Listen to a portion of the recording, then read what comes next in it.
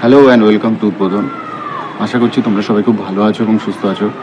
তো গত 2-3 দিন আগে আমি একটা WBPDCL-এর অ্যাডভার্টাইজমেন্টের ভিডিও বানিয়েছিলাম এবং সেই ভিডিওটা বানার পরে বাংলার বেশ কয়েকটা ইউটিউব চ্যানেল সেই ভিডিওটা বানিয়েছে এবং সেটা খুব ভালো হয়েছে যে অনেকের কাছে যেটা পৌঁছচ্ছিল না সেটা আমার মাধ্যমে পৌঁছচ্ছিল না, যেহেতু আমার চ্যানেলটা অনেক ছোট। তো সেক্ষেত্রে অনেক বড় বড় চ্যানেল বানিয়েছে এবং সেই হিসেবেই সার্কুলেট হয়েছে বিভিন্ন।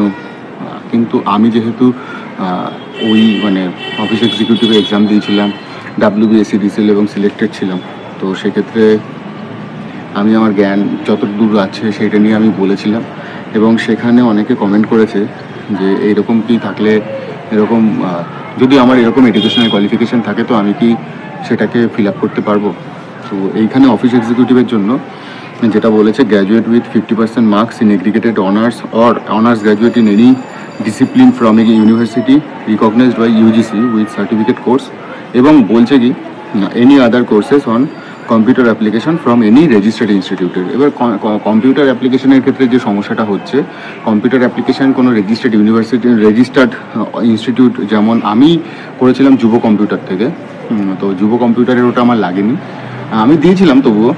যুব কম্পিউটারের সাথে সাথে আমার যেহেতু 11-12-এ কম্পিউটার অ্যাপ্লিকেশন বলে একটা সাবজেক্ট ছিল, সেই সাবজেক্টটা আমার ছিল। তারপরে তোমার গ্র্যাজুয়েশনের কোর্সে আমার একটা কম্পিউটারের একটা সাবজেক্ট ছিল, যার জন্য আমার আর কোনো অসুবিধা হয়নি। আমার সেকেন্ড ইয়ারে একটা কম্পিউটারের সাবজেক্ট ছিল ইনফরমেশন টেকনোলজি হিসেবে, তো সেক্ষেত্রে আমার আর কোনো অসুবিধা হয়নি কোনো কিছুতে। এবার যার কম্পিউটারের কোর্স নেই গ্র্যাজুয়েশনে বা কিছু, তার যদি যুব কম্পিউটারের মিনিমাম 6 মাস ওরা ভ্যালিড করে, আমি যতদূর জানি। এবার 6 মাসের জায়গায় 1 বছর হলে আরও ভালো হয়, তার বেশি হলে আরও ভালো হয়। তো যদি 6 মাস মতো থাকে এবং সেটা যদি কোনো রেজিস্টার্ড ইনস্টিটিউট থেকে থাকে, আমার মনে হয় তোমরা ফর্ম ফিল আপ করতেই পারো, কোনো অসুবিধা নেই। এবং তোমার যদি 50% মার্কস থাকে গ্র্যাজুয়েটের। এটা গেলো অফিস এক্সিকিউটিভের বিষয়। এবং অফিস এক্সিকিউটিভের বিষয়ে আর একটা জিনিস একজন বলেছেন, সে কমেন্টটা আমাকে দেখতে হবে খুলে।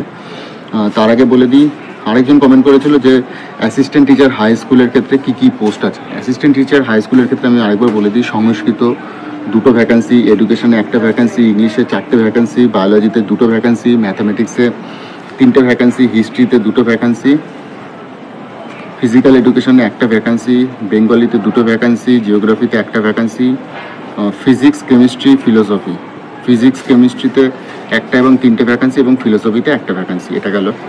লাইব্রেরিয়ানের যদি কারোর সার্টিফিকেট থাকে বা লাইব্রেরি সায়েন্স থাকে, সে ফিল আপ করতেই পারে। এবার অফিস এক্সিকিউটিভের ক্ষেত্রে আমাকে একজন কমেন্ট করেছিল যে, আমি একটু দেখে নিই,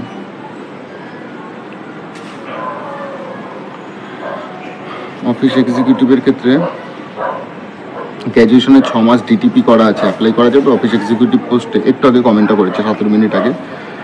অবশ্যই যাবে। তারপরে বলছে বিটেকরা কি অ্যাপ্লাই করতে পারবে অফিস এক্সিকিউটিভ? একদম পারবে বিটেকরা। অফিস এক্সিকিউটিভের প্রফেশনাল সাবজেক্ট 70 মার্কস কি আসবে, তো ওখানে প্রফেশনাল মার্কসের সিলেবাস কিছু দেয়নি। এইবার ওদের তো কোনো সিলেবাস ওরা দেয়নি। তো গত বছর WBPDCL-এর অফিস এক্সিকিউটিভ যেটা হয়েছিল সেটাই 85 নম্বরের হয়েছিল, এবং আমাদের অফিস এক্সিকিউটিভ ACDCL-এরও 85 নম্বরের হয়েছিল। কিন্তু এখানে যেহেতু ওরা সিলেবাসটা একটু পরিবর্তন করেছে, 100 নম্বরের করেছে, সেক্ষেত্রে আমি জানি না ওরা কী করবে। 2018-তে যেটা হয়েছিল তোমার, 2018-রই এক্সাম হয়েছিল CBT-তে প্রথমবারের জন্য, WBSCDCL এবং ACTCL-ও হয়েছিল, এবং WBPDCL-ও হয়েছিল। WBPDCL-এ যদিও তোমার অফলাইনে এক্সাম হয়েছিল এবং অনলাইনেও এক্সাম হয়েছিল। অনলাইনের এক্সামিনেশনের ক্ষেত্রে কিন্তু 85 ছিল, যেমন ম্যাথসে 20, রিজনিংয়ে 10, বাংলা 10, এইরকম ছিল। কিন্তু এক্ষেত্রে যেহেতু কোনো সিলেবাস দেয়নি, আশা করছি সিলেবাস ওরা দিয়ে দেবে, যেহেতু যে পরিমাণে ভ্যাকান্সি বের করেছে এবং যে পরিমাণে ফর্ম ফিল আপ হবে, ওরা সিলেবাস দিতে বাধ্য, একদম বাধ্য। তারপরে একজন বলেছে অ্যাসিস্ট্যান্ট টিচারে কোন কোন সাবজেক্ট আছে, এটা বলে দিয়েছি। 2018-তে অফিস এক্সিকিউটিভের CBT কাট অফ, আমি এটার একটা ভিডিও পরে বানিয়ে দেবো অফিসিয়াল। ফাইনাল কাট অফ কেমন ছিল এটারও একটা অফিসিয়াল বানিয়ে দেবো। এবং OBC SC ST EC-দের এক্সেমটেড ক্যাটাগরি, আচ্ছা ঠিক আছে, আমি বানিয়ে দেবো। অফিস এক্সিকিউটিভের সিলেবাসটা একটু ভালো মতো বলুন, অ্যাডভার্টাইজমেন্ট ঠিকঠাক বলা নেই। তো অফিস এক্সিকিউটিভে যেটা বললাম, আমি যে এক্সাম দিয়েছিলাম সেক্ষেত্রে ছিল 85 নম্বর, এক্ষেত্রে দিয়েছি 100 নম্বর।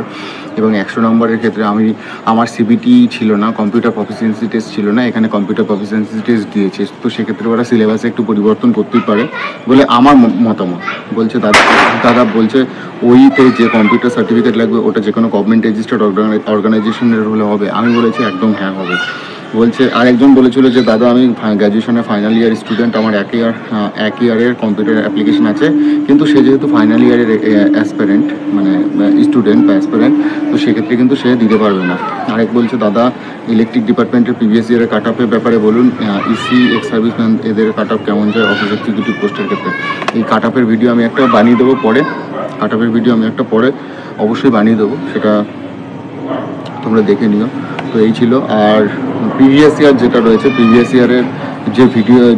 প্রিভিয়াস ইয়ারের কোশ্চেন আছে, তো কোশ্চেনগুলো আমার কাছে রয়েছে। আমি যারা এখনও উদ্বোধনী টেলিগ্রাম চ্যানেলে জয়েন করোনি, আমি এই ভিডিওর পিন কমেন্ট বক্সে দিয়ে দেবো, তো তোমরা জয়েন করে যাও। আমি ওখানে প্রিভিয়াস ইয়ারের যে কোশ্চেন পেপার আছে সেগুলো আমি সব অ্যাটাচ করে দিয়ে দেবো। তো অল দ্য বেস্ট, সবাইকে খুব ভালো থেকো এবং তোমাদের এই পুজোর মরশুমে একটা ভালো জব ভ্যাকান্সির নোটিশ এসছে। যারা এখনও পর্যন্ত ভাবছো যে কী করবো না, অল্প ভ্যাকান্সি, আমার মতে দেখো সবাই যদি এরকম ভাবে তাহলে তোমার কিন্তু বেনিফিট।